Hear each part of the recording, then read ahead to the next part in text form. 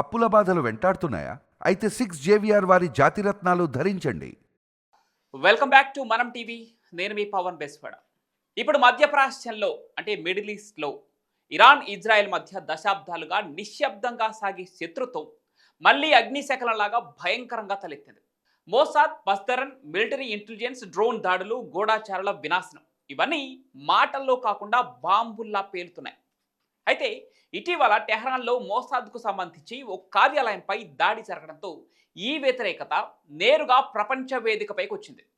ఇక అప్పటి నుంచి ప్రతి గంటకు ఒక కొత్త హెచ్చరిక, ప్రతి దేశానికి ఒక కొత్త అపాయం. అమెరికా, బ్రిటన్ వంటి దేశాల మద్దతుతో ఇజ్రాయెల్ కదులుతోంది. రష్యా, చైనా మౌనంగా గమనిస్తున్నాయి. అంతర్జాతీయంగా ఇది యుద్ధానికి నాంది అవుతుందా అనే భయంతో ఐక్యరాజ్య సమితి వేదికల దాకా చర్చలు వెల్లివిరుస్తున్నాయి.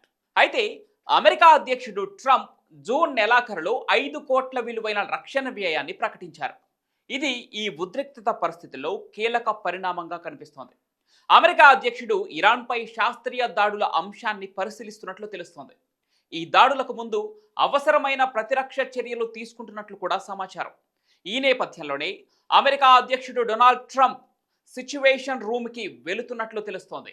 సిచ్యువేషన్ రూమ్ అనేది అమెరికా వైట్ హౌస్లో ఉన్న అత్యంత గోప్యమైన అధునాతన భద్రతా కేంద్రం. దీనిని అధికారికంగా వైట్ హౌస్ సిచ్యువేషన్ రూమ్ అంటారు. ఇది అత్యవసర సమయాల్లో అమెరికా అధ్యక్షుడు, నేషనల్ సెక్యూరిటీ కౌన్సిల్ సభ్యులు భద్రతా నిర్ణయాలు తీసుకునేటువంటి ఒక సీక్రెట్ ప్లేస్.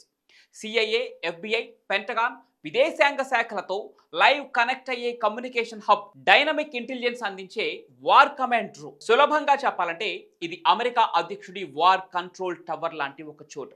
అయితే ఇటీవల ఇరాన్ టెహరాన్లో మోసాడ్ కేంద్రంపై దాడి చేసింది. దాదాపుగా 200 కోట్ల విలువైన డేటా, పరికరాలను నాశనమయ్యాయి. ఇది సాధారణం కాదు. ఇజ్రాయెల్ నేరుగా గూఢాచారి యుద్ధానికి దిగిందని చాలా మంది నిపుణుల అంచనా. మరి ట్రంప్ ఎందుకు సిచ్యువేషన్ రూమ్కి వెళ్లారు? Israel America మిత్రదేశం.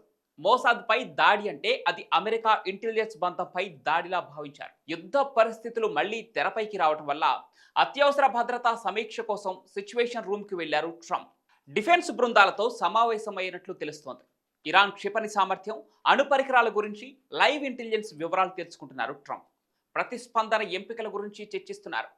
దాడి చెయ్యాలా, సంయమనం పాటించాలా అనే నిర్ణయం తీసుకోబోతున్నారు. 5 కోట్ల ఖర్చుతో సదస్సు తర్వాత తదుపరి దశల యుద్ధ వ్యూహం కోసం మిలిటరీ రీసెర్చ్ బృందాన్ని నియమించారు. అయితే ఇది కేవలం ఇరాన్ ఇజ్రాయెల్ మధ్య కక్ష కాదు. ఇది భవిష్యత్తులో మిడిల్ ఈస్ట్నే కాకుండా ప్రపంచ ఆర్థిక వ్యవస్థను వణికించేటువంటి ఒక అగ్నిపర్వతం కావచ్చు. ఇది ఇలా ఆగిపోతుందా, లేదంటే పేలిపోతుందా? ఇదే ఇప్పుడు ప్రపంచం మొత్తం ఊపిరి పీల్చుకుంటూ ఎదురు చూస్తున్న ప్రశ్న.